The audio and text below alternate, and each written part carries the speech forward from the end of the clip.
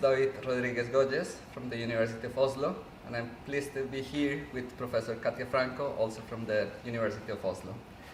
So Katja, you have many achievements. You have published Sentencing in the Age of Information, which was winner of the Social Legal Studies Association Hard Book Prize in 2006. You have also published Globalization and Crime, which has been cited many times and used by many.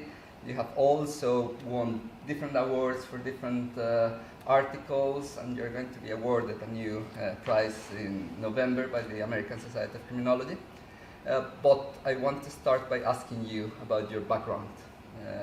How has that background, where you were born, the first kind of formative years of your life, influenced your criminological thinking and theorizing?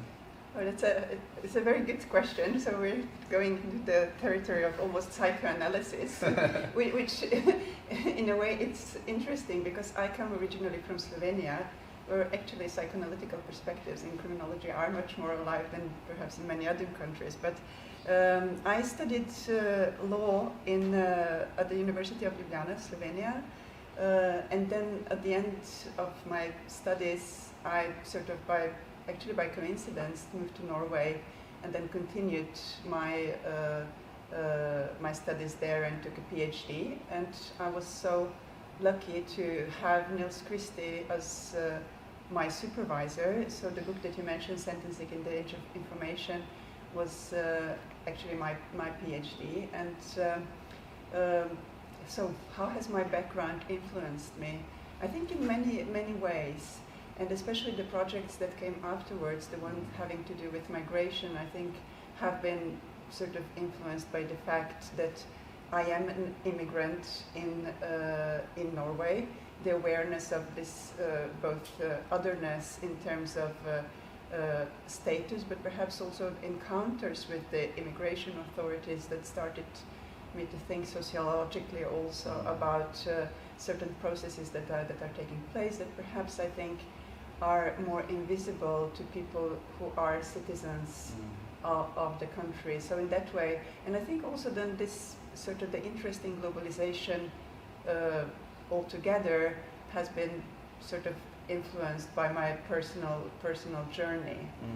I also come from a previously socialist country, which I think also is something that has influenced, or it is an important part of my background, both the experience of having grown up in a system that was different, also that the unawareness of a reality that is not just the reality of this sort of capitalist society that we live in now, even in countries like Norway, is something that I sort of appreciate, and I think it is an important part of my background, even though it does necessarily, it's not something that is thematized openly in my work. I'm going to be asking you more about your contributions to criminology, but when I was reading through your scholarship, I found three themes throughout all your work. First, of course, the global. You're very interested in the global. Second, identity. Yeah. And third, technologies. Yeah. So why are you so interested in these three themes, and if you think these are kind of three recurrent themes in your work? Yes, I mean, you're right, and the interest in the global does come, as we talked about a little bit perhaps from the sort of my personal journey perhaps, but also having in a way not grown up, but my age of sort of becoming mature as a researcher was the time when it was the height of globalization. It was the sort of late 1990s, early 2000s, where also we sort of believed in a kind of the fall of the Berlin Wall happened. There was this idea of this kind of an emerging world order that we now know is also being deglobalized, but that was at the time that these processes became really obvious and visible in people's lives. But the technological part, again, is perhaps a bit, in a way, I think people who know me personally wouldn't think of me as a very technological person. And again, I think it perhaps is a little bit like with immigration, that something that sort of presents almost a problem in your life, you start thinking about it also in more in empirical and theoretical terms. I've been fascinated by passwords and by all these kinds of things that then you start thinking, what is this actually? What are we talking about here? So, but I think one of the third or fourth theme that I would put there is also, of course, questions of migration that perhaps are part of globalization, but have been a very sort of important part of my interest, and also lately knowledge and the interest in the sociology of knowledge and the sort of the future also of knowledge production for us as academics. And also perhaps, yes, where is criminology then going in this new world where technology is also an important part in shaping how knowledge is produced, how it is used, what kind of expectations we have about it. Yeah. And when I was reading through your books and articles, I was also surprised to see your interest in identity. Yeah. Because that's something that appeared all the time, how people construct their identities, but also how there are other influences for the construction of identities. And that's something that I had not expected. I knew, of course, of your work, but that's something that seems to be present all the time. No? Yeah, and I think in a way, it is a more sociological interest that one would perhaps expect from a lawyer. And you and I, we are both lawyers in that way, but it is this sort of fascination of how we become who we are. And I think this is also something that makes both criminology and also sociology sort of interesting in our self-understanding, which I think is, for me, has been an important attraction of the discipline of going into at all to sort of being interested in going from law to criminology has been also this element of self-understanding. So when I say that now I'm interested in a way what are the new directions in knowledge, I think perhaps one of my concerns is that it is becoming less in a way directed towards self-understanding in some ways, and more sort of the attractions of objectivity are not necessarily the attractions of self-understanding. So they perhaps have to do less with the identity issues that you mentioned. So yeah, that has been important. And it perhaps also one of the interests in identity comes also from my very early interest in Foucault.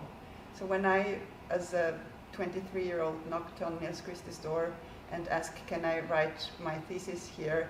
And I said, I would like to write about Foucault. I had just discovered Foucault. And surprisingly, he said yes, although I don't think he was very interested in Foucault himself. But it was, I think it was this generation in the 1990s that discovered Foucault, and his sort of attempt to find out how we became who we are. And that for me was a real pleasure to sort of be able then to use several years to just delve into that body of work. And so yeah. So I'm trying to follow your life course in a way, and you have spoken about your formative years in Slovenia, in a socialist country, how that affected your thought in terms of being kind of a foreigner and seeing things in a different way. But then you came to Norway as an early career scholar, and you found this Norwegian criminology, and you are the first Norway-based interviewee in this oral history project of the European Society of Criminology. So how was criminology in Norway when you arrived in there? Oh, that is a very good question. It was very different from what it is now. It was actually, it had Nils Christie and Thomas Mathisen, but also a range of other scholars who were both sort of very radical feminist scholars, and there was also sort of radical, it was a much more radical and critical and political discipline than what you would probably expect now. But it was also a very internationally oriented department, And that for me was a great pleasure, and I think it made it possible for me to sort of enjoy the intellectual events there. I mean, we had Stan Cohen visiting, Sigmund Baumann was there, Louis Vacon, David Garland had been there. So there was really a very sort of a number of visitors that came. So it was a lot of activities that also made it possible for me at a time when I didn't speak the language to participate, but also very intellectually stimulating. Although I think perhaps in a way, because I didn't have the history there, they were not the people who had raised me. I didn't see their influence as in a way as determining for my own identity as perhaps some of my Norwegian counterparts did. They were in that way not my parents. So in that way I feel perhaps that I had less, perhaps more freedom and less than also a wish to rebel as much, but in a way accommodate those perspectives and then just go my own way in some ways also. So you're now one central figure in Norwegian criminology. So how would you describe the trajectory of Norwegian criminology when it started? How did it, came to be as it was when you arrived? And what changes have you seen since you started there? I mean, there have been many changes, as I said, and perhaps one of the most visible one has been sort of, it is less political, it has a less obvious and predictable agenda. So there is much more diversity of interests, much more diversity of topics, and also growth. We are a department that has grown a lot, and a wealth of sort of interests that are both national and global, and I think also methodologically and empirically more advanced and reflected. And I see also with younger scholars like yourself also and others, there is sort of a real sort of reflection around issues of methods and ethics and so on. So I think we have also, in a way, been better at our craft as researchers, but also a variety of influences like green criminology and numbers of things having to do with prison studies and all kinds of, I mean, it's really very sort of, I think I would say quite advanced and very good department to work in. And of course your supervisor was Nils Christie, and this is something that I have always wanted to ask you, because I see kind of in this dynamic of the supervisor and the student that there are always kind of things that you want to continue, that you learned from your supervisor, but there are also things that you want to break from, right? So what are those things that you want to continue from, Nils's legacy, and what are those things that you want to, put some distance from? That is a very good question, and I think in a way Nils was a very sort of, he gave me a lot of freedom. As I said, he accepted me to sort of, he didn't try to dissuade me from going into a very Foucauldian sort of direction for some time at least. So in a way, when I was writing my PhD, I felt almost that perhaps his influence was much bigger after a while.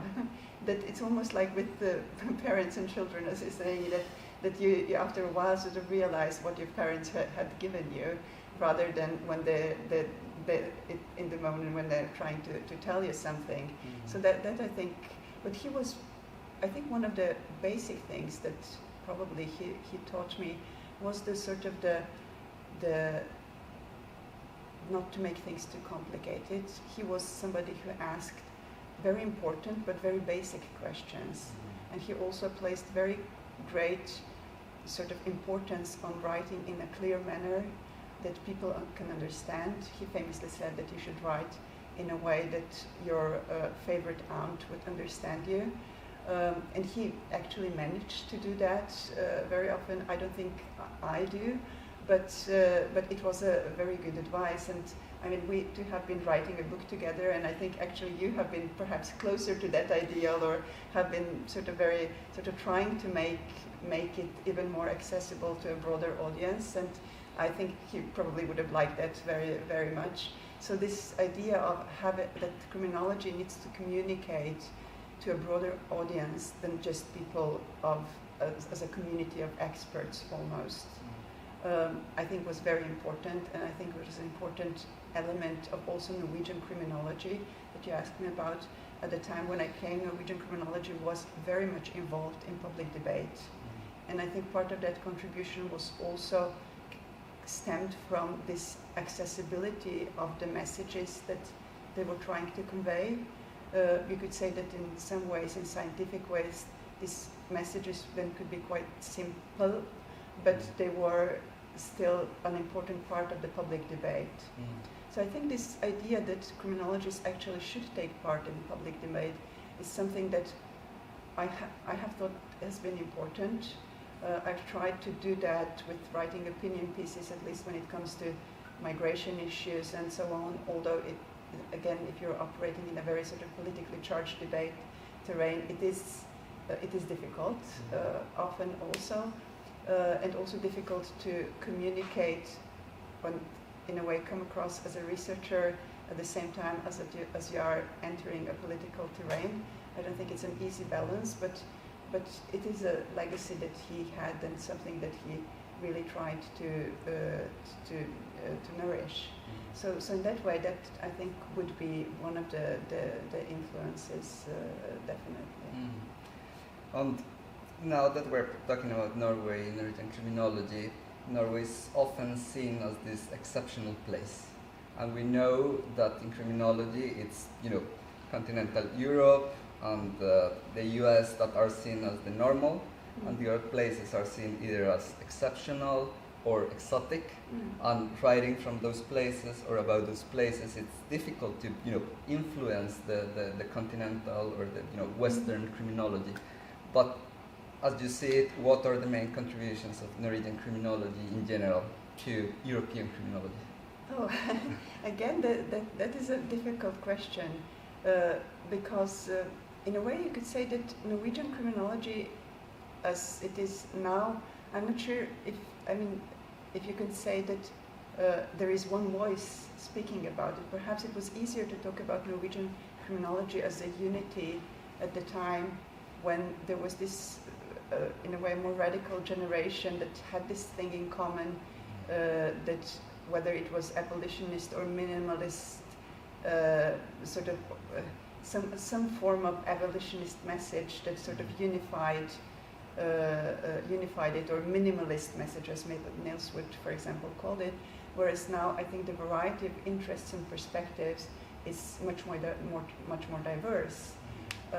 So in that way, I think it's more difficult to say what Norwegian criminology as an entity contributes to criminology. But I think what has been important is sort of the studies, also empirical studies of imprisonment in Norway and in Scandinavian countries have sort of shown a different system that is now quite well studied, and also shown to other countries and visitors, and there are a lot of visitors to Norway, that there are different ways of sort of ordering penal system, of punishment and so on, that I think is an important voice also, and to learn not only for criminologists, but also then we have, one has visits from not just politicians, but prison students and administrators and so on, who come to Norway to look at something different. Often it is a very idealized picture. Often they want to go to, let's say, Bastøy prison, this prison island, and just see this a very sort of an exceptional, actually, image of Norway. But nevertheless, I think it's important. Is a narrative of something different is possible, that Norwegian research, after all, does contribute to. Yeah. I've been asking a lot about Norwegian criminology because you have developed your career in there, that you come from Slovenia, and I see you as this very cosmopolitan thinker. Yeah. So how would you yourself identify in terms of kind of where you come from and where your contributions to criminology come from? Yeah, that's a very good question. I mean, cosmopolitan these days is not a good adjective to have, and it is very difficult because, as you say, I mean, most of my career, and I've lived now in Norway for almost 30 years, is in Norway. So I would guess that in a way, as a professional identity, I would say it is mostly attached to Norwegian criminology, although that history is important. But as a personal identity, I can say that I received just a couple of months ago Norwegian citizenship, and it's sort of, I cannot say that I feel Norwegian as a person, and I sort of still have Slovene citizenship, and it is this kind of double identity, and I think this duality for me has also been an important aspect of sort of realizing that in the world that we live in, people are much more complex. They cannot be sort of categorized as just, let's say, Norwegian or Slovene or whatever, and that I think also the categories that we use, we need to develop categories that accommodate that. So one of academic interests that I have now and that I've had in the field of border criminology is in a way to sort of loosen the constraints of citizenship and citizenship status on criminal justice practice, because it determines so much. So perhaps one of the first steps has been that just that citizenship status, that we have to be aware of it, how it shapes criminal justice outcomes. But then the next step is how can we think about different ways of acknowledging that people are not just either or, but that they can have residence, they can be long-term residency. Like, for example, I have been for like 30 years living in Norway, yet hadn't been a citizen until now, and what kind of rights can that give you? So to loosen up a little bit these categories that we have thought of as natural. So I think in a way, when you sort of try to ascribe nationality to researchers, it's almost a sort of a continuation of this kind of a logic that is, I think, perhaps in some ways constraining, because I think we should cooperate across national boundaries, and you yourself are Colombian and Norway, and I think that's a real benefit to learn. And the question is then, is one a representative of a nation state, or is one in a way sort of influenced by one's history, but then trying to create a conversation across borders also, I think. Let us now go back to your trajectory and contributions to criminology. So we stopped at you knocking at Nils's door in your 20s and starting kind of your interest in criminology, Foucault, technologies, and so on. So what I would invite you to do is to take us on a trip to your career. You have researched many different topics, some recurrent themes, but I would like you to tell us a little bit about how you have developed your scholarship, which topics you have researched. And I know you don't like bragging and saying I did this and this, but I would like you to please tell us what you think are your main contributions to criminology along that way. That is a huge question, and difficult to answer in a way, because one doesn't really know about what one's influence is. I think perhaps, probably, as you mentioned, one of what seems to be the most influential perspective is, if one should look at citations and so on, which I'm not sure if this is the right thing to go, is the aspect of globalization.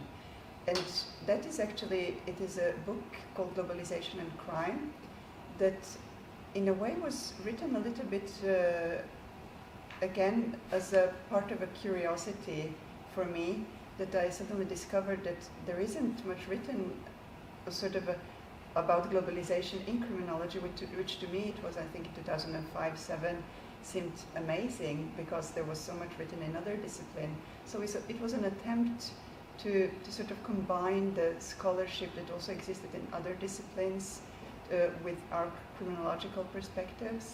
And this is a perspective that I've sort of maintained an interest in now for a number of years. And I think perhaps now more and more I'm interested in issues of global inequality, especially with issues of migration that became, after the book that I wrote on globalization, I embarked on a project about what is now usually called crimmigration control. So the criminalization of migration and the intertwining of migration, of penal and penal power and immigration control. And again, the issue of global inequality, I think here is really central. Because why do we use all this penal power over people who are trying to cross borders, who basically their borders are closed, our borders are closed for them mainly on the grounds of their citizenship status, that they lack citizenship and membership rights in this club of affluent countries. So that has been the issue of globalization, and then global inequality, I think, has been something that really has been interesting to me, and I hope also perhaps can inspire, then can be seen as a contribution also to other scholars. And I think the interest that perhaps we two have shared here is then the global inequality in terms of production of knowledge, and what kind of voices get heard, both within criminological scholarship, but also the book that we have written, what kind of voices get heard in telling the narratives of their experiences of victimization and so on. So your first book, as I mentioned, is From Faust to Macintosh, 2005, and we have just recently published Profiting from Paulo. What do you think connects those two books? Oh, I'm not sure if they are very different. So I'm not sure, in a way, if I can see a sort of red line going through them. On a personal level, I think I always choose things that I find intriguing, and not necessarily something that sort of I would know an answer to. So I think that sort of looking at the surprising things perhaps would be interesting. And as we were talking about sort of writing a PhD as a process of sort of self-discovery, that book From Faust to Macintosh certainly was a sort of inquiry into also the conditions. It is a book about sentencing and the use of technology in sentencing, but it's also an inquiry about the ways we think about knowledge and individuals. So perhaps what we try to bring up in our book is also, in a way, how knowledge is created about certain phenomena. But here it's not so much technology, perhaps media, that become important, and sort of global corporations and so on, if that is any kind of common denominator. Yeah. So this interview is part of the oral history project of the European Society of Criminology. So I have to ask you, how would you describe European criminology? What's the landscape of European criminology, or is there a European criminology? Are there European criminologies, or how would you see that field? Oh, that again is a very good question, because I think, like criminology in Norway, European criminology has obviously been growing, and these conferences, the size of these conferences testifies to that. But it's also been diversifying, and this diversity of interests, in a way, is a wealth. It's a benefit, but also because perhaps you can look at it as a form of fragmentation. So what I've been sort of wondering also when attending these conferences is that whether we still have some kind of unifying narrative that in a way also makes us criminologists. So we're talking about identity, what creates your identity as a criminologist, and do we have conversations that go across boundaries that, let's say, would connect all these different working groups Do we have texts that we engage in, that we can read together? And perhaps when I've been thinking about, let's say, the nature of plenaries at this conferences, they're better in a way in showing diversity, perhaps rather than creating conversations that also are sort of cross boundaries. So that I think perhaps is a challenge. At the same time, as I find it really interesting and also an opportunity to then see how much is being done in very different ways. So, and I think this has been a conversation that has sort of been taking place for several years. And I remember I was, I think in 2010, 2011, part of a book project that Mary Bosworth and Carolyn Hoyle had called What is Criminology? And I think, again, more than 10 years ago, at that time, they were trying to ask exactly the same question. And I'm not sure if we are sort of any closer to that, and perhaps the problem has even deepened in a way. So let me ask you that difficult question. What is criminology to you? Yeah, so as a definition of what criminology is, well, I think it is this sort of, it's unified by the interest in issues of criminalization and punishment. So it is in some ways defined by theme rather than necessarily perspective, because as obviously we have this wealth of perspectives and wealth of methodological approaches, but this thematic issues, interest in issues of criminalization and punishment, I think perhaps is something that's really does run throughout, and social control probably more broadly, which also in my own terms interest has been the issues of social control, and then of course with elements of coercive control and the nature of coercive control, surveillance and so on, I would also say is included, very much included in the discipline. Okay. And would you say that European criminology with its concerns is somehow different, has any special traits that differentiates it from criminology in other locations like the US or Latin America or Asia? Do you think that European criminology has something different to it? Again, a very difficult question, because it is so very diverse.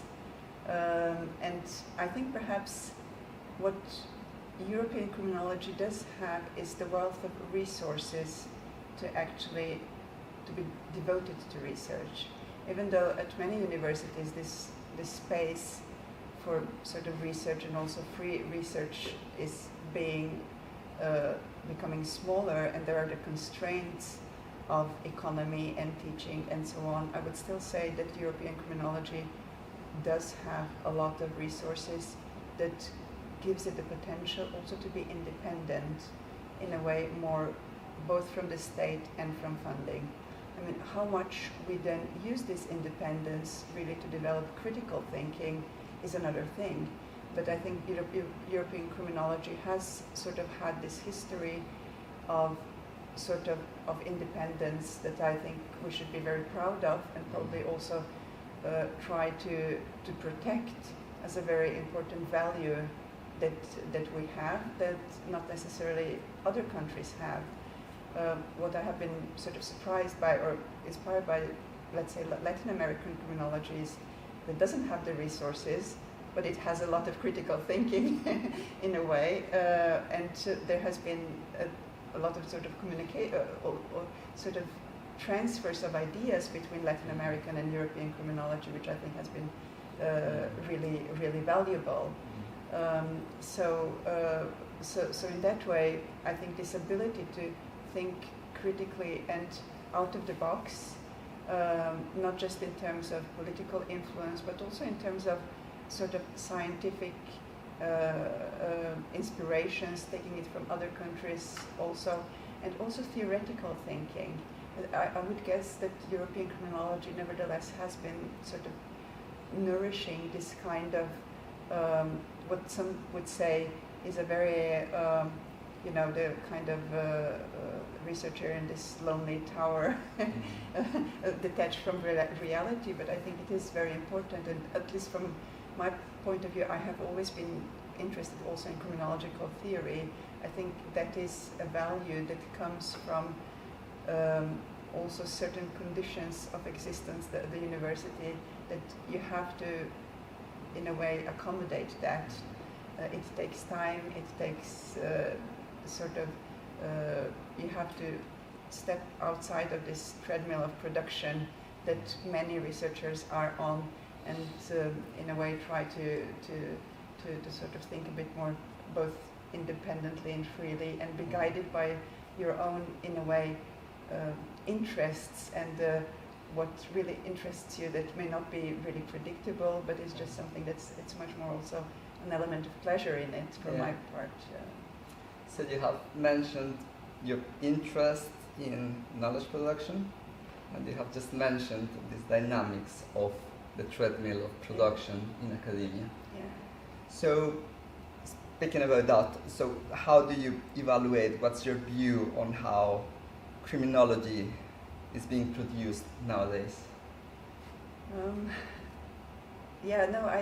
It's a very good question, and I think trying to say how is it produced, I wonder sometimes that perhaps we are producing too much criminology, that these demands of productivity are in a way creating a pressure on researchers that they have to sort of produce numbers of articles because they count, but at the same time we were talking about this unifying narrative, something is being lost in the process.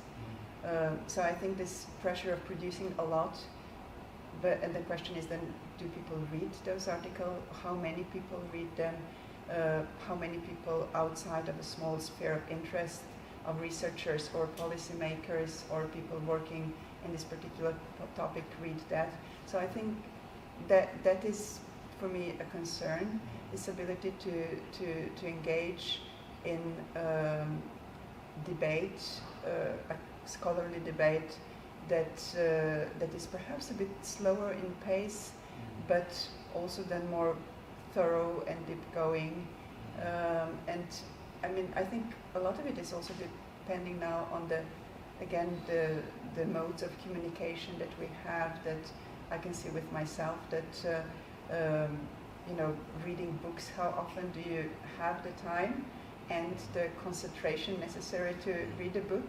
I know that you read a lot of books, but I worry that I've lost this ability that we were talking about, when I was doing my PhD, still all my read books by Foucault, they are sort of underlined from first page to last page, and I still remember them very well.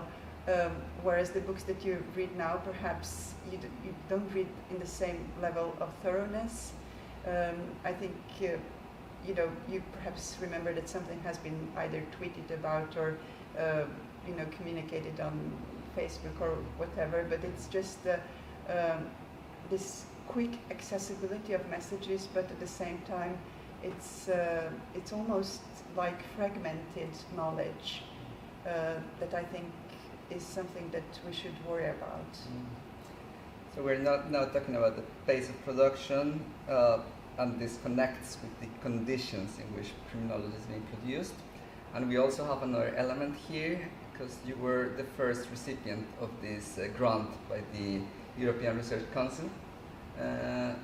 The first? Of the Norwegian law faculty at the University of Oslo. Yes. So how do you think these big grants are influencing the production of criminology? That is actually also a very good question. As I mentioned, I received this ERC starting grant, and on a personal level, it gave me an enormous opportunity to actually work on a research project for 5 years, get the funds, really go in depth into a topic. which I think was wonderful, and also the way it was created. It doesn't have sort of political guidelines, the idea of usefulness in it. At the same time, as I do worry that not just these types of grants, but also awards and all these sort of hierarchical ideas about value of research and prizes and all that is in a way, in some ways, unhealthy and encouraging competition rather than conversation. And I think that criminology in that way has perhaps become more competitive, and in a way that there are a lot of things that make this sort of competition easier, that people are sort of being evaluated through the numbers of citations, through the numbers of articles they've produced, but the people perhaps may not have read. So in that way, I think that there is something unhealthy about it as well, although it is nice to be acknowledged by your peers. That I think also this idea of sort of lifting individuals, that there's a very sort of individual-focused society that we live in, and not just when it comes to academia, but also in other areas of life, that usually what we produce is parts of a team. And so lifting one person and say, this is somebody who should be deserve this particular honor is in a way quite problematic. And often the people who are lifted in that way, their work is a result of a lot of younger scholars working with them. And perhaps criminology as such is not in a way the most, you could say, exploitative in that way. Still there are other disciplines where this co-authorship is a really big business, but nevertheless there are sort of differences in hierarchy between researchers. So in that way, focusing on one person it has problematic elements to that. But I suppose this is perhaps some part of, has always been part of the academia, but it is perhaps part that I think is the least healthy as well. So I have always seen you as this deep thinker, and when reading your book Globalization and Crime, I'm always surprised when I go back to the book, because you take up so many themes and that was some years ago, even before, Southern criminology, for instance, and you were already writing about decolonial theory. You had this article, "The Earth is one, but the world is not." So you were anticipating many topics, and this is perhaps due to this perspective of not rushing your production, of taking more time to develop the ideas, to look at different places. So my question also connected to this is, what's your ideal mode of production? So how do you go about it? Oh, that's a very good question. I like projects that I'm curious about. So I think the book that we wrote together, in a way, was a very good process, I think, because it wasn't funded. It was just something that we became curious about. And I think this sort of idea to trying to find out, in fact, something that has not been studied before, was also something that drove me to write this Globalization in Crime, because the way it came about is that Yvonne Jukes, who is the editor of that series, after sort of reading my PhD on sentencing in the age of information, she wanted me to write technology and crime, and in a way I sort of wanted to write something that I was more curious about. So the Globalization book was in a way I was learning as I was writing, and I think this idea of sort of discovering something that we don't know about is really important on a personal level, and I think perhaps makes also then the work more enjoyable to read, rather than sort of affirming being part of a following. Although I've done that too, talking about Foucault and all that. So yeah. Yeah, and you have also mentioned kind of your interest in writing. You started by saying how Nils taught you that it's important to communicate in simple terms, to try and communicate with others, not just criminologists. And you are part of different editorial boards, including Theoretical Criminology, Crime Media Culture, Punishment and Society, and many others. So how do you see now the written production in criminology? Because it seems to have changed quite a bit from, for instance, Nils's time to today. So how do you see the landscape there? Yes, that is again a very good question, and I think perhaps it is part of what we've talked about now, is the fact that perhaps we're becoming more specialized, and that one is talking a lot. We are good at acknowledging the work that has been done previously and so on, but perhaps the narrative aspects have gotten lost in some ways, and I know that you've been also working on this sort of the good writing and the accessibility of writing, and I think it's really positive that I think that was a strength of criminology, let's say in the 1970s and 80s, this ability to tap into also other discourses that were happening in the society, and probably, you know, the directions that we have now in decolonial criminology are also doing that and taking up issues of race and immigration and so on in the field that I've been working in. And I think that is an important quality, to be able to connect to broader social issues. The question is whether that should be done in a scientific journal, or if you have other outlets, books that are written in a different way. That is another issue, though. I want to try and connect the dots of what we have been talking about. And you started by saying you come from Slovenia, and then kind of going to Norway, seeing the contrast, that you were also able to see the social structures, the differences, the differentiation between nationalities.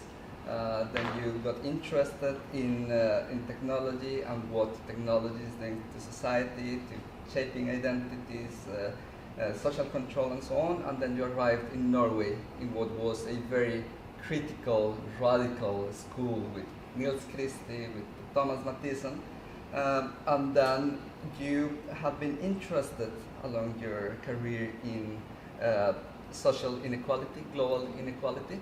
So I think I could characterize you, and you can correct me if I'm wrong, as a critical thinker as well, no? Due to this trajectory. To you, what's the value of this critical tradition in European criminology? I think it has a great value. I mean, how you define as critical can vary, but I think the fact that we are concerned with issues of social justice, of social inequality, with issues that sort of have to do, we are researching our subject are the most disadvantaged, often the most disadvantaged group in the society, not only, but very often.